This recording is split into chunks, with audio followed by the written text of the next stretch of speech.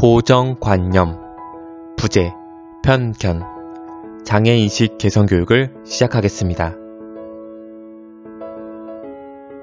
우리의 생각은 많이 보고, 듣고, 겪었던 것으로 뇌에 고정이 되어집니다. 예를 들어, 사과하면 무슨 색깔이 떠오르나요?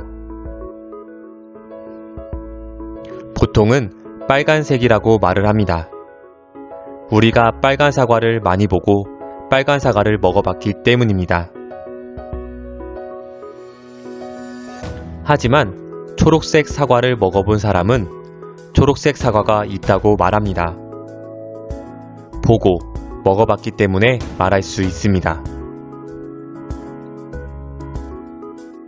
초록 사과를 본 적도 없고 맛보지 못한 사람에게 초록 사과가 있다고 말을 하면 믿지 못합니다. 자신이 맛보지 못해봤기 때문입니다. 이처럼 우리의 인식은 자신이 많이 보고, 듣고, 맛보는 것으로 채워집니다. 사람들은 보통 나는 고정관념 같은 건 없다 고 말을 합니다. 하지만 과연 그럴까요? 고정관념과 편견이 정말 없는지 문제를 통해 알아보도록 하겠습니다. 달리기를 할 때 신체 중 어느 부위를 사용해서 달리기를 하나요? 발인가요? 손인가요? 많은 사람들은 보통 발이라고 말을 합니다.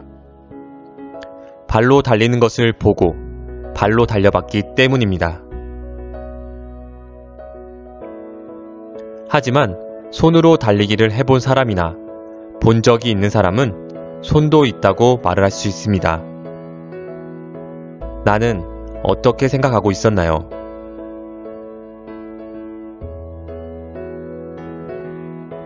그림을 그릴 때 신체 중 어느 부위를 사용해 그림을 그리나요? 발인가요? 손인가요? 입인가요? 많은 사람들은 보통 손이라고 말을 합니다.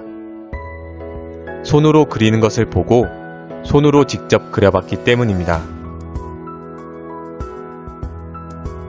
하지만 입과 발로 그리기를 해본 사람이나 그리는 것을 본 사람은 입과 발도 있다고 말합니다. 나는 어떻게 생각하고 있었나요?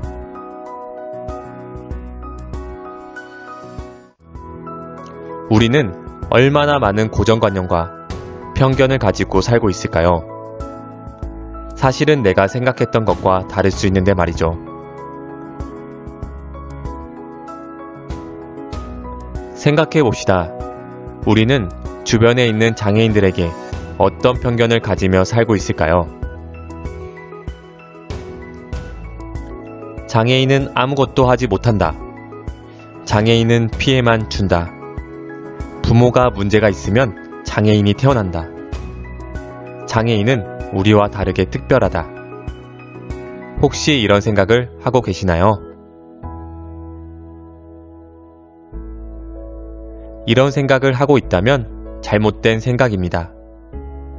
보지 못하고 겪어보지 못했기 때문입니다. 장애인들의 가능성을 본 사람이라면, 함께 겪어본 사람이라면 다르게 말합니다.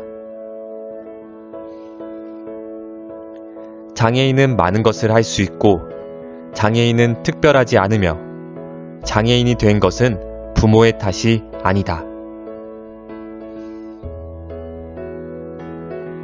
오늘 생각해본 내용을 통해 우리도 모르게 만들어진 장애인에 대한 편견과 고정관념이 사라지고 장애에 대한 인식이 변화되길 모두 희망합니다.